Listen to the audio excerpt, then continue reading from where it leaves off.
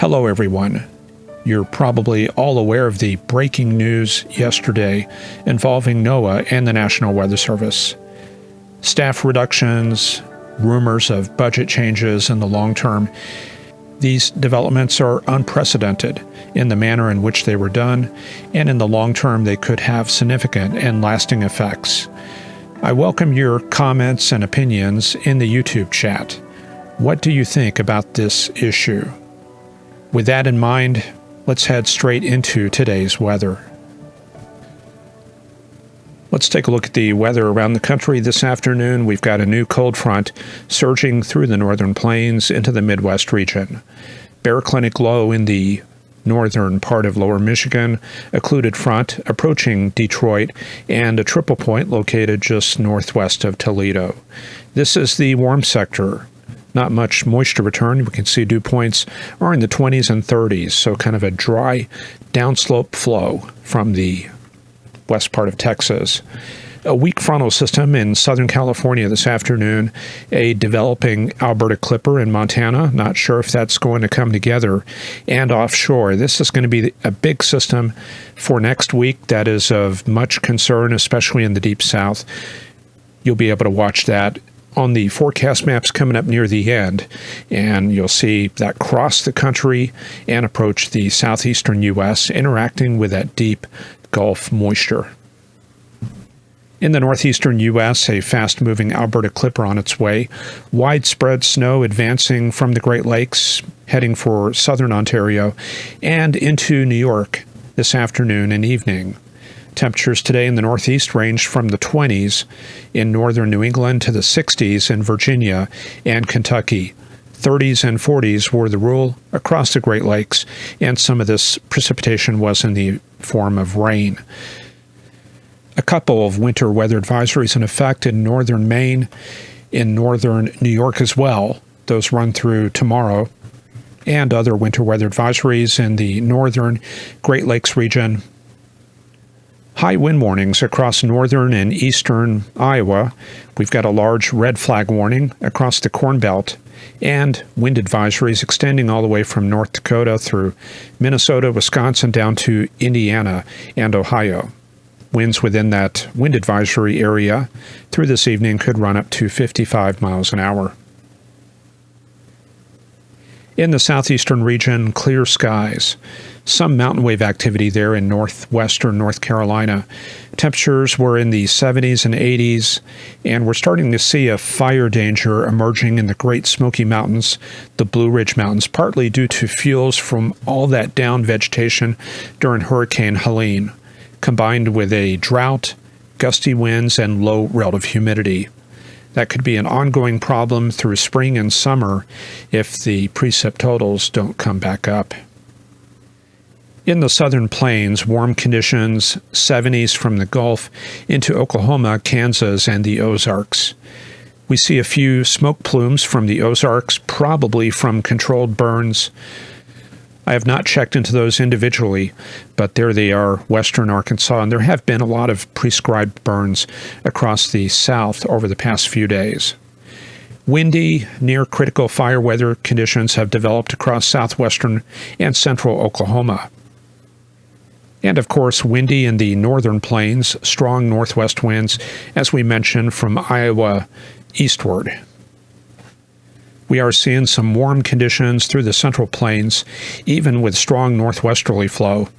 Winds are up to about 30 knots all the way up to North Dakota. Temperatures gradually fall off into the 20s and 30s in northeastern North Dakota. In the southwestern region, fair there as well.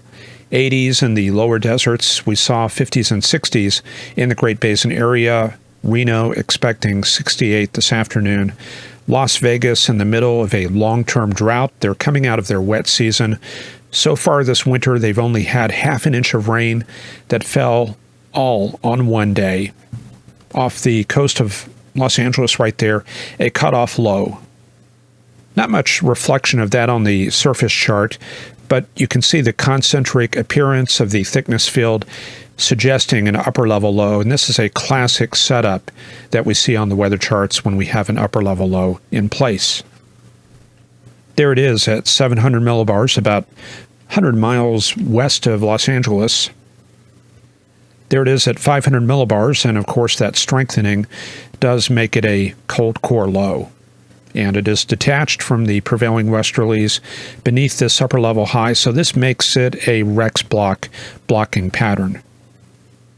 And that does get broken down by an approaching trough. That's called Henry's rule.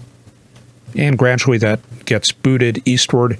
The large trough coming onshore replaces that, and that's what we're looking at for the deep south, possibility of severe weather there for next week. Yesterday we saw high temperature records set in Southern California. Downtown Los Angeles got up to 88, 86 at LAX, 88 at Long Beach. Paso Robles got up to 82. All of those broke records for the date. Most of those were set in 2020. In the northern part of California, we saw 84 at Salinas, 85 at King City, right in that area right there, 79 at Redwood City, and today we're expecting 84 at Redding with 81 at Ukiah. However, this weekend, a winter weather advisory in effect for the Sierras. Could see about 4 to 10 inches of snow above 4,500 feet with 14 inches on the summits. In the northwestern U.S., warm. Temperatures in the 70s in southwestern Oregon, 60s from Portland up to Puget Sound. And you've probably noticed these streamers out here. Those are ships underneath a layer of stratus or stratocumulus, and they're basically seeding those cloud layers and causing the formation of cloud material. And I'm impressed. We discussed all the weather in the lower 48 without running over 10 minutes. There's our next frontal system offshore. And in the Gulf of Alaska, it is stormy. They are under south flow that's driven much warmer conditions into the Alaskan interior. A winter storm warning continues for Skagway right there. Strong upslope flow, a little bit of residual cold air trapped there in that fjord. We've also got a winter storm, or I should say a winter weather advisory continuing from Point Hope to Point Lay. That's been going on for about 9 or 10 days now. They had a blizzard warning up there a few days ago. And we did get word that the Kotzebue station right there, the upper air site, the radio SON station, got closed yesterday. And I kind of wonder if that's due to those personnel cuts. In Canada, high pressure in the prairies, but we have extensive snowfall warnings across a large area of Ontario and southwestern Quebec. That focuses on Ontario for today, Quebec for tonight and Saturday. Amounts could be up to about 6 inches. We have weather advisories all the way down to the Montreal and Toronto suburbs for up to 2 to 4 inches of snow there. Special weather statements have been issued for later in the weekend for the St. Lawrence Valley, the St. Lawrence Gulf, due to the potential for over 6 inches of snow. Blizzard warnings are in effect today for the Nunavut region, for Arviat, Anraken Inlet, Johaven, and Spence Bay, currently known as Telauiaq. Extreme cold warnings in effect for the middle part of Quebec, all the way from Mattagami up to almost Labrador. They are looking for wind chills down to minus 45 Celsius. And I did not really mention this, but offshore in Greenland, very deep low this morning, it was potentially down to 942 to 943 millibars. And there is a little bit of excessive smoothing. If you read the numerical value right there, they're in the 964 range. So this 972 has been smoothed out a little bit. So this is at least down to about 962 millibars. But that is in the process of occluding, but nevertheless a strong onshore flow component into eastern Greenland, producing heavy snow with that atmospheric river basically doing this. Currently, a lot of concern about the prospect for severe weather in the Deep South. The models were flip-flopping back on Wednesday when we covered this, and the GFS and ECMWF, they still have a 6-hour discrepancy between the two. And even the models themselves from cycle to cycle, they have been changing quite a bit. So the timing is not so certain. It looks like things have sped up, and Tuesday is probably the day we're looking at. There could also be some severe potential on Monday as well. So here's how things could evolve according to the GFS from this morning. So we're looking at Monday morning. We see some capes start to develop southwest of Fort Worth during the afternoon, so we should be looking at some potential for thunderstorms to develop. They could be initially high-based. We'll have to see when we get up to Monday, but a few cells are possible, and you can see that both convergence and instability firm up after dark in southern Oklahoma, and that could get some clusters of cells going. Whether they continue into the night is not really certain at this time. Then we look at Tuesday. That's going to be the big day right there. 6 a.m., the GFS going for rapid propagation to the east. The European model is slower by 6 to maybe 8 hours. And there's really not any way to know which way it's going to lean. We're just going to have to see what happens over the weekend. But you can see that some fairly robust cape gets going in Louisiana and southwestern Mississippi. It does appear to be much weaker up north. So it looks like the severe potential probably from the Arklatex into central and northern Mississippi and possibly some of the surrounding areas as well. There's 3 p.m. and there's 6 p.m. according to the model. And you can see this little indentation right there crossing Mississippi. This could reflect a mesolow. Of course, this is almost 120 hours out, so we're not going to read too much into that, but I would probably be looking at maybe some enhancement of severe weather maybe in this area. And as it moves east, it looks like it gets into more of a recycled air mass. But really, this far out, we're not going to know the exact details. We really just have to take this a day at a time. And you can see that even the Storm Prediction Center forecast is not very precise right now. Let's look at our key indicators and see if anything stands out. Wow, look at that northwesterly flow today. 40 to 50 knots up at 8:50. Rapidly moving to the east. Kind of a calm weekend coming up for Saturday and Sunday. Sunday night, the low-level jet gets established in Oklahoma. And we go into the later part of Monday, some strengthening flow up to 50 knots out of the southwest. So, as we're looking at Monday afternoon there in North Texas, kind of a meager support. A little bit of curvature there on the photographs. Not sure about the moisture quality. Haven't really looked at that. But you can see that by Tuesday. Yeah, look at that. Let me show you that one more time. Midnight to noon. We're looking at about 65 knots out of the south-southwest. That's a very strong low-level jet. So there is definitely going to be curvature for any kind of southeast or east wind at the surface.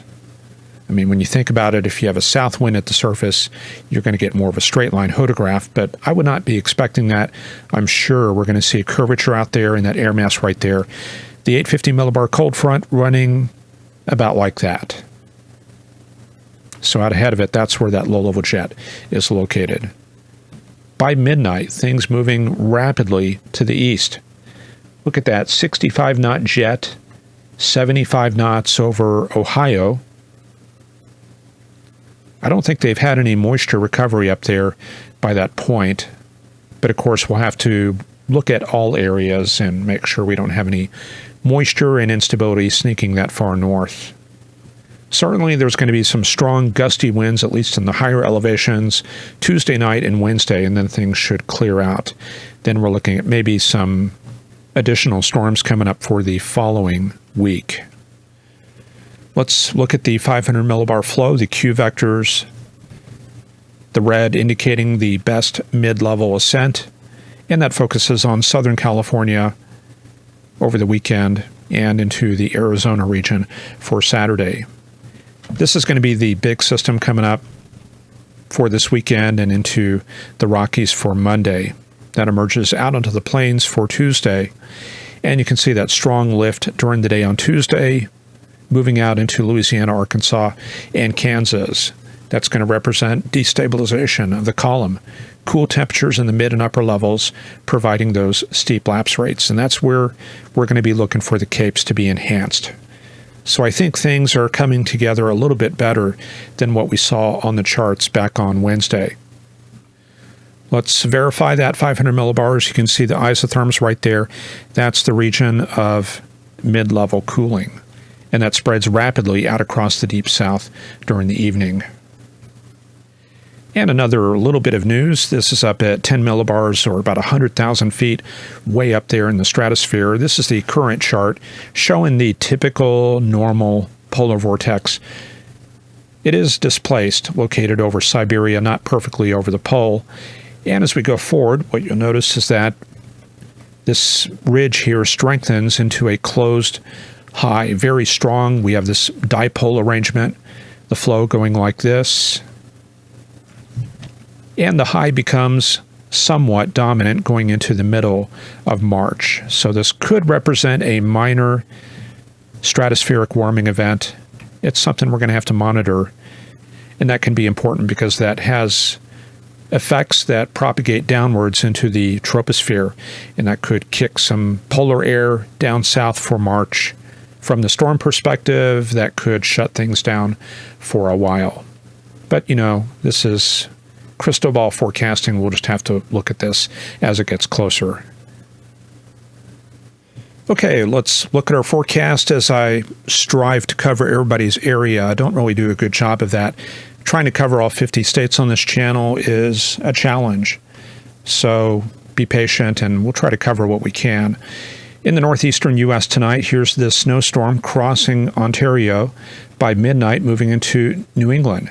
We'll see that snow changing over to rain briefly as that warm nose advances over the warm front. On the other side back here, we'll see rain changing back into snow.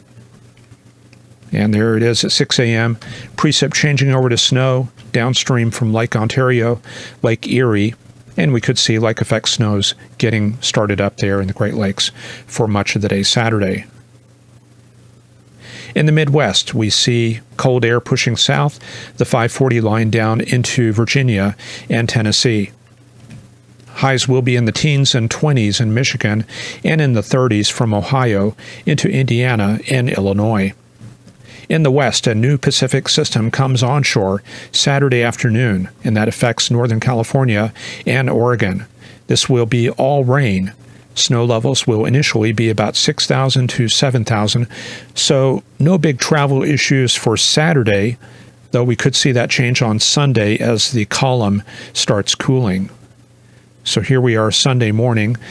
The Sierras getting hammered by snow down to about 4,000 to 5,000 feet and above. As we mentioned, about 6 to 10 inches of snow possible. Also, this cutoff low crosses the Four Corners area. Let me back that up to Saturday evening. So we could see some snow from the Show Low to Flagstaff area and up to the Four Corners area itself. For Sunday, that cold air makes its obligatory pit stop in the northeastern U.S. Highs will remain in the single digits in the Adirondacks and Green Mountains, teens in northern New England, 20s from Boston to upstate New York, and 40s will prevail in Virginia. In the southwestern U.S., we see a cooling trend, only upper 70s for highs in the southwest deserts. In the western U.S., that Pacific system coming onshore and starting to cross into Nevada. And we're going to see those snow levels down to about 5,000 feet. Tonopah, Hawthorne, Reno, they could all see some risk of snow. This will continue crossing the Rockies during the day on Friday. With the strong pressure gradient right there, we could see blowing dust get started around New Mexico down into the El Paso area. In Texas, we go from warm to hot, mid-80s appearing in much of central Texas, 85 at Abilene, 70s all the way up into southwestern Kansas. And we are looking for the potential for maybe a few showers and storms to get started Monday evening. By 6 a.m., some forced convection along this boundary in the Interstate 35 corridor. Again, the timing is not really well understood on this. By 6 p.m., there should be severe weather going, either from Memphis, central Mississippi, or back further west towards eastern Arkansas and northern Louisiana. Some of those, of course, will be severe. And you can see the winds here are slightly south-southeast, giving us that slight contrast we need between that and the south-southwesterly flow at 850. And when that 850 millibar flow is blowing 55 to 60 knots, that will give you what you need for high SRH. So if there's any instability over 500 to 800, that's pretty much all you need for tornadic storms. And there is going to be very high potential for blowing dust. Also, wildfires will be a risk due to the low relative humidity. The southwestern U.S. continues cooling off for Tuesday, and a big cool down in the northern plains as Canadian air surges south. 30s for highs in western Nebraska and Colorado. Extensive snow possible across much of Colorado and Wyoming. Then we go into Wednesday, a big eastern U.S. system, occlusion across Chicago. Could be extensive rains across New York, Buffalo, southern Ontario, and West Virginia. And that's going to rapidly move to the northeast late on Wednesday. Occlusion hanging back across the Great Lakes, but gradually exiting the area with snow showers in its wake early Thursday.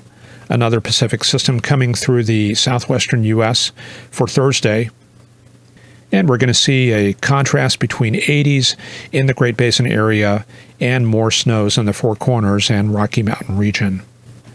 And there we are for Friday and Saturday, another southern track system. This kind of resembles El Nino more than it does La Nina. Then we'll get to the rest of the sequence. That's the latest chart that I have. Alberta Clippers coming southeast, quiet weather across the central U.S., and another Pacific weather system coming on shore. And that's all I have for this episode of Forecast Lab. Thank you very much for your support. We'll see you again on Monday for the supporters. So if you want to keep track of this ongoing weather system, you need to get signed up on Patreon, and you will get that Monday show. Otherwise, we'll see you back here on Wednesday. Take care and have a great weekend. Bye-bye.